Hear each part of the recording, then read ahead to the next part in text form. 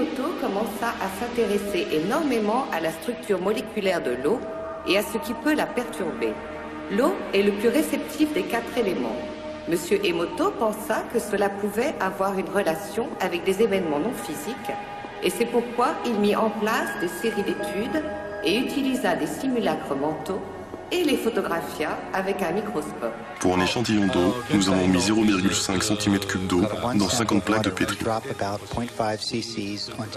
Ensuite, nous avons pris ces 50 plaques de pétri et nous les avons congelées à moins 25 degrés pendant 3 heures. Then we take those 50 petri dishes and freeze them in a freezer at minus 25 degrees Celsius for about 3 hours.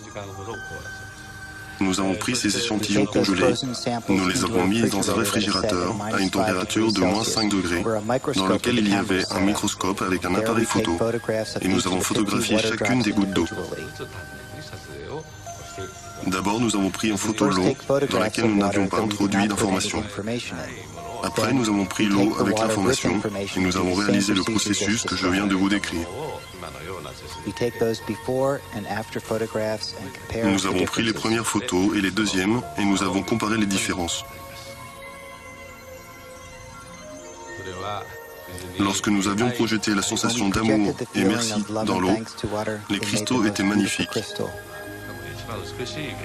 Dans des moments comme celui-là, je pense que l'eau est en paix. La première est une photographie de l'eau du barrage de Fujiwara.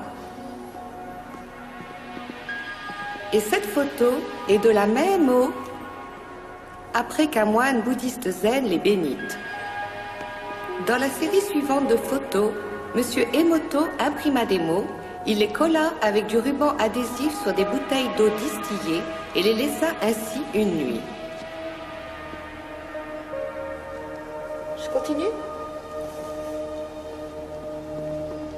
Cette première photo est de l'eau distillée pure, ce n'est que l'essence. Les photos suivantes, comme vous pouvez le voir, sont différentes. Ceci est le chi, la force vitale de l'amour. Et ici, nous avons merci. Vous voyez ici, là, où il l'a collé sur la bouteille. Si vous parlez japonais, vous vous êtes déjà rendu compte. Monsieur Emoto considère que la pensée ou l'intention sont l'âme mater de tout ça. On méconnaît la science de comment la pensée agit en réalité sur les molécules. Les seules à la connaître sont les molécules de l'eau, bien sûr. Et c'est fascinant si l'on tient compte que 90% de notre corps est d'eau.